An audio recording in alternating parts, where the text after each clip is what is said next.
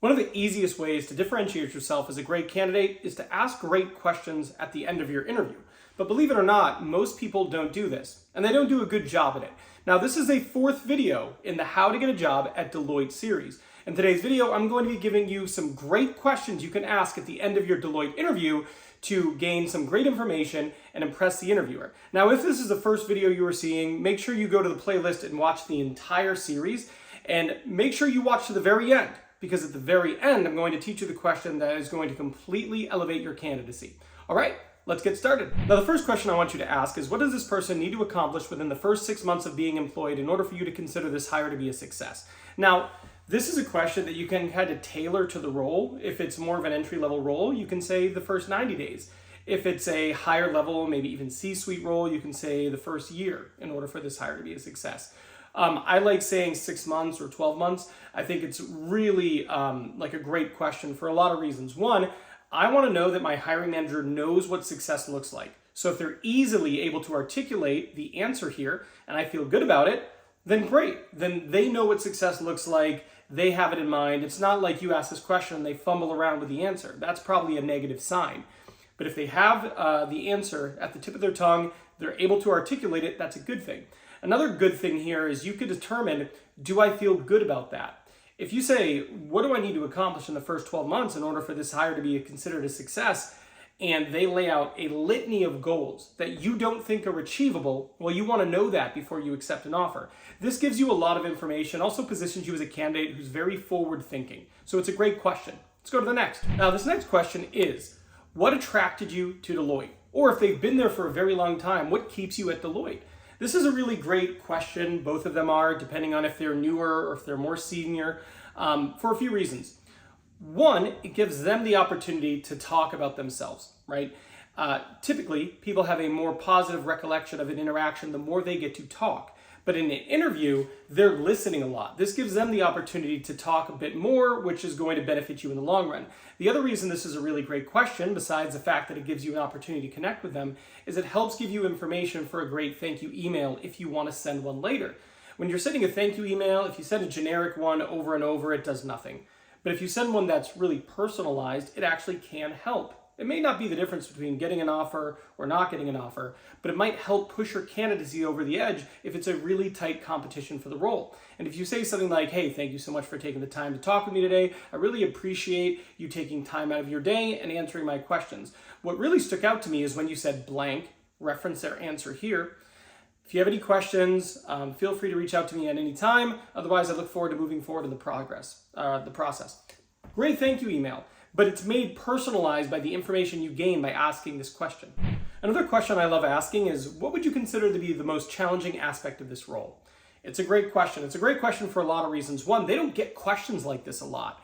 When you're interviewing people, you get a lot of basic questions, but this is one that kind of comes out of left field. And because of that, they're forced to be authentic and kind of examine the role quickly and tell you what is challenging.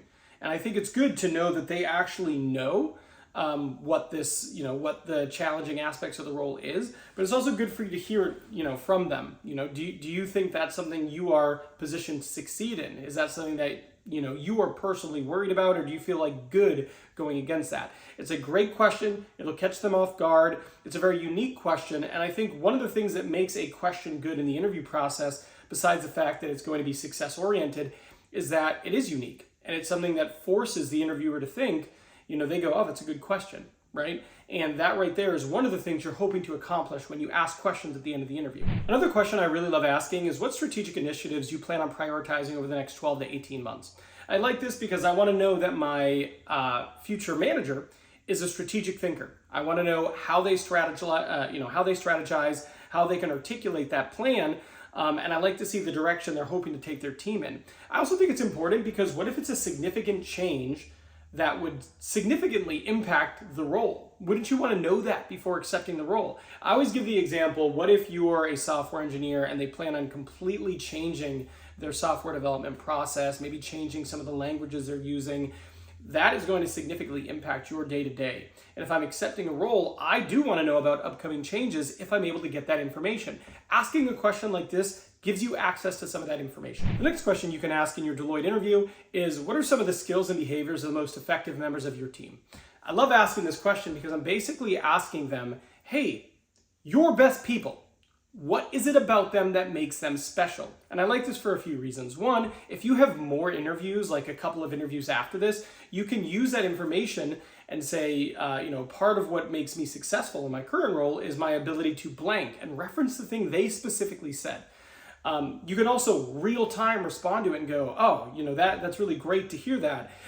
You mentioned that somebody who is self-directed is somebody who succeeds in this role. I would consider one of my best strengths to be I'm incredibly self-directed. I'm really good at understanding the end goal and, not needing help determining proactive steps to reaching it, blah, blah, blah, right? You can basically, listen to them, hear what the thing is, and you can double down that you possess that strength. I think it's a great question to ask, and it's really good for extracting information about the qualities that the best person would possess when interviewing for this role. Now, the next question is, do you have any questions or concerns about my ability to do the job?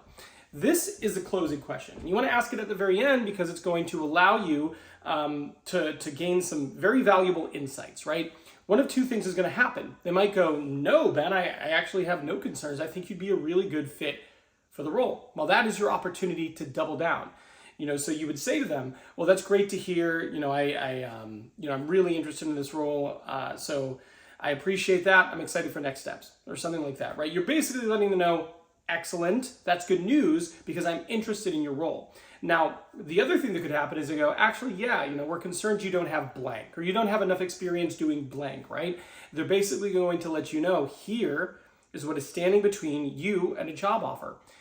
And if you know that information, it gives you the opportunity to rebuttal it. Now, when you rebuttal it, you need to do it in a non-defensive manner.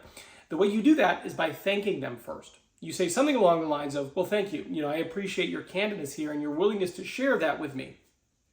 The next thing you do is you counter it and you go, I might have not done the best job explaining some of the different things I've done in my background. For example, in ABC company, I was a blank and I actually did a lot of blank, right? So you can basically let them know, hey, it's my fault. I didn't include as much information in my resume as I could have around this, but I actually do have this experience. I've done it before and it's something that I'm well versed in, right? And that's what you're going to do. And this allows you to counter them. Look, that doubt exists and you can just end the interview or you can try to see if there is doubt there. And if there is doubt there, then what you can do is, you can afford yourself the opportunity to counter it. And I would totally suggest doing this. Now, the other thing I would suggest doing is winning the most important minutes of the interview. That's the first 3 minutes and the last 3 minutes. And if you want to know how to do that, you should watch this video here. This video here is how to get a job in 6 minutes. And if you watch this video, I guarantee you will start strong and finish strong. So I'm done here. I'll see you over there.